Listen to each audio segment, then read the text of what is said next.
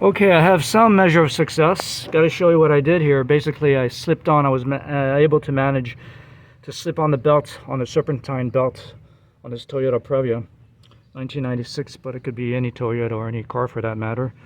I do see an advantage of having the belt tensioner, as far as one where you have the leverage, where you just kind of push down on it with a wrench. And I find that easier probably than this one here, but this one actually wasn't that bad at all. It's an interesting design. It's basically, I have the alternator pulley on here. I got the tensioner over here, and underneath there to my right is the the fan belt, and underneath that I believe is the AC condenser compressor. So I cannot gain access to the bottom because there is a I'd have to go and jack up the car, and then there's a kind of a bottom plate that needs to be removed. But I'm pretty sure it's basically 3 items that it's attached to this serpentine belt and the tensioner here. So this tensioner basically goes up and down using this top 14mm lock or bolt. It's got, you can put a screwdriver in there, I believe a Phillips head or something like that, or maybe a Torque head. But basically 14mm did the job. This also is the locking mechanism for the tensioner, and that's also 14. So as I turn this counterclockwise, you could see I'm turning clockwise. The long bolt there that extends to maybe about 4 inches, I can feel it with my fingers, and I've seen it in the diagram.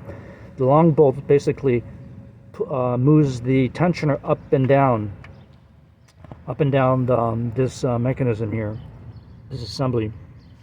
So I was able to maneuver it by opening this counterclockwise, the tensioner basically went down, and I was basically able to first put the belt on the bottom condenser. You can't really see it from here. Condenser compressor all the way at the bottom.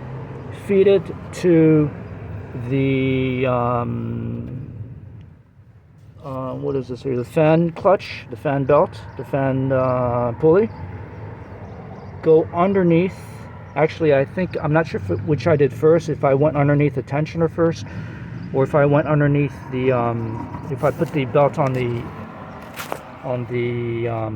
alternator first. I think I did the alternator first, and then the fan belt, and then it was able to slip underneath the belt tensioner here.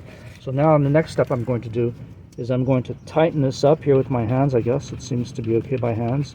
Clockwise, this should move this tensioner pulley up. It moves it up, and as it moves up, it puts tension onto the belt. Wow, interesting design. So right now I'm able to do it with my fingers and my hands, which is kind of interesting. And I can probably just take a 14mm bolt here. And then maybe not a bolt, but a bracket, a hatchet, a socket. And see, I'm turning it with my hands, and it's able to turn, which is really kind of nice. I thought I needed to remove this one or to loosen this part here, this bolt that attaches to the alternator, but I didn't have to. So that's interesting. If I had loosened this bolt, it would have allowed me better access to the tensioner and the belt.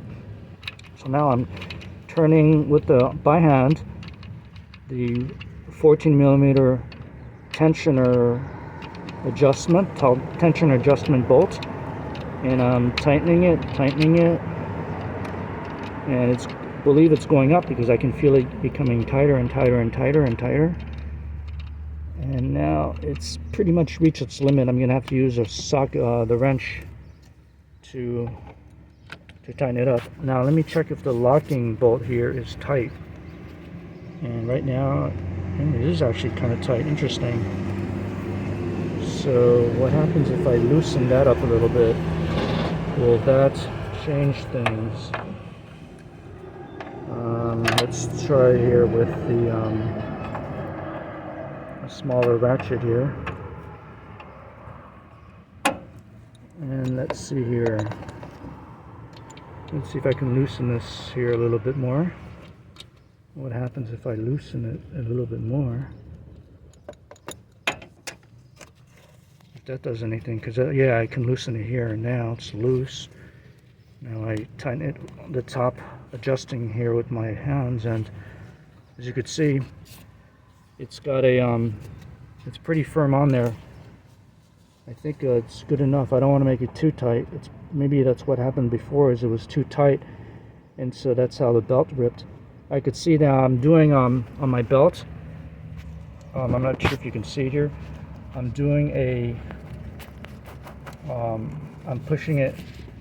I'm basically taking the belt here and turning it, twisting it a half a turn. So if I'm able to twist it half a turn, it means it's on correctly.